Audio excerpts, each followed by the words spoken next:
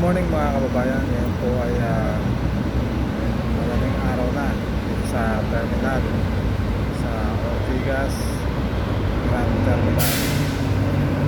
Ngayon po naobserbahan ko po dito tungkol sa pagtigil-tigil po para po alamin para po ang buhay ng mga homeless. So nakita ko po dito ang mga homeless kung gano'ng kahirap ang nakakapos sa araw-araw. Ako po sasama sila tumutulog, oras ako sila nakakatulog. At ito ang mga tunay po nangyayari dito sa Ortigas Station. Ito po ay marahil ay parehas na rin. Dala po ng kahirapan ng buhay. Tapos ganito po ang sitwasyon ng ating gobyerno. So lalo sa po walang susulitan ng ating mga kababayan naghihirap. Mga mahal kong kababayan, diba po, alamin po natin ang lahat ng may kwento ng ating mga kababayan homeless. At yan po ang trabaho, ang mission natin yan. Yan sa inyo paano ang nangyayari sa kanila, bakit sila naging isang homeless. Bibigyan ko muna kayo ng isang maiksing video ano ang nangyayari sa kanila, ano naman ang sitwasyon nila sa ganitong mga oras na ito. So ito po ang kabayan. Tingnan po natin. Yan po ang mga sitwasyon dito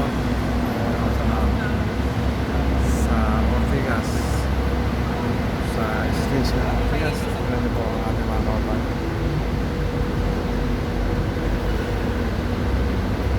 Kuya sa dulo tutulog dito.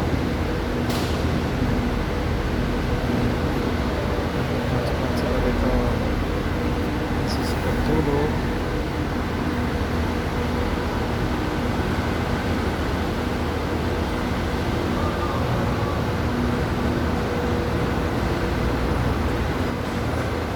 Hindi po sila mga stranded na pasahero, kundi po sila mga tunay na wala pong bahay.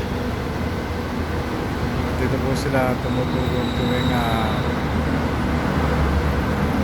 10 ng gabi. Dumating na sila sa isa dito. Then kanya-kanya na po yung pwesto. Ganun din po ako. Kasi po ako ay mismo tumutulog sa kanila. At ito po ang misyon ng inyong lingkod. Malamin ang katotohanan. Tunay na nangyayari na mga kapalit natin na homeless. Pagdating sa akin pwesto po, meron din po dito. Patak na po.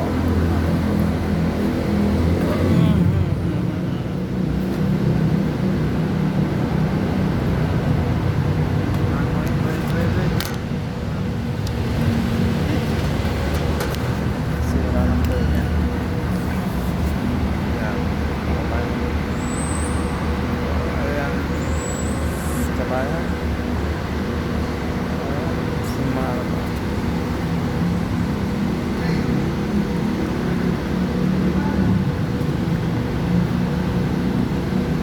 Ayan po ang sitwasyon niya dito sa atin po dito sa Ortigas sa station po ng bus. Ito yung station ng Alps sa Ortigas. So yan muna po ang aking magbabagi sa inyo at bukas po ulit tayo ng umaga. Hindi pala bukas na umaga, mamayang umaga. Thank you po. At so pinakita ko po sa inyo sitwasyon, yan po ang ating pong alamin. At mamaya po kakausapin nila natin sila ng isa-isa. So magkakameron po tayo ng pag-interview kasi naman po ang papahay sa kanilang lang sa ating interview mamaya. para po malaman natin kung ano po ang tunay na nangyari at bakit nagtsatsaga sila dito sa Malakang, Maynila sa kanyang sitwasyon. Hindi nila sila umuwi ng probinsya sa ganoon masama nila ang kanilang pamilya at doon mas safe sila. Dito po sa Malakang, Maynila ay hindi po natin masasabi sa bawat oras, sa bawat minuto ano po mangyayari kasi po nagamit po ang kriminalidad ngayon dito.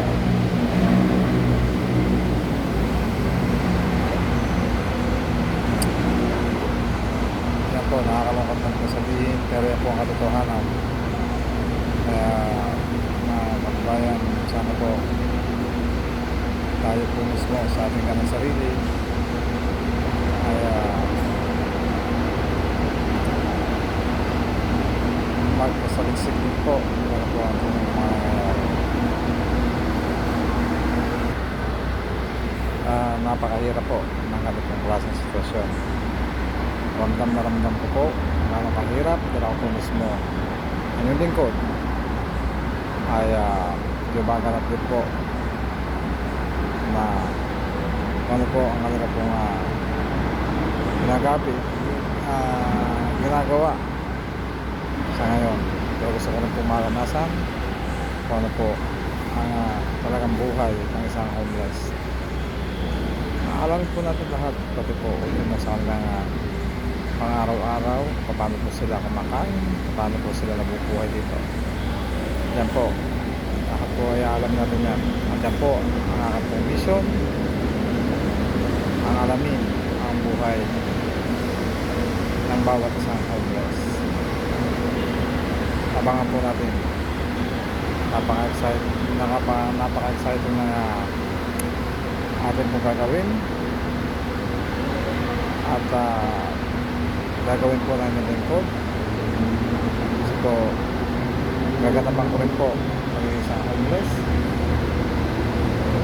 Kasama po yan sa atin pong trabaho bilang isang Mission 547.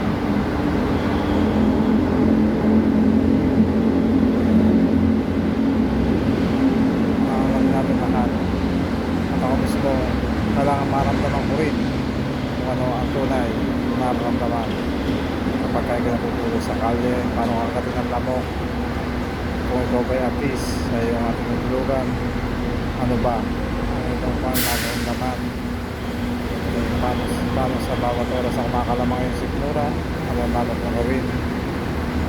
Marami na dapat tayong malaman pero ako mismo ay gaganap sitwasyon kung ano ang sitwasyon na ating magiging topic, ang buhay isang homeless. Yan po, mga po natin ang lahat ng yan at yan po ang ating pong gaganapan ating yung mission sa content na ito. Maraming salamat po at halina po kayo at atin pong alamin ang lahat. Ito po ay part 1 ng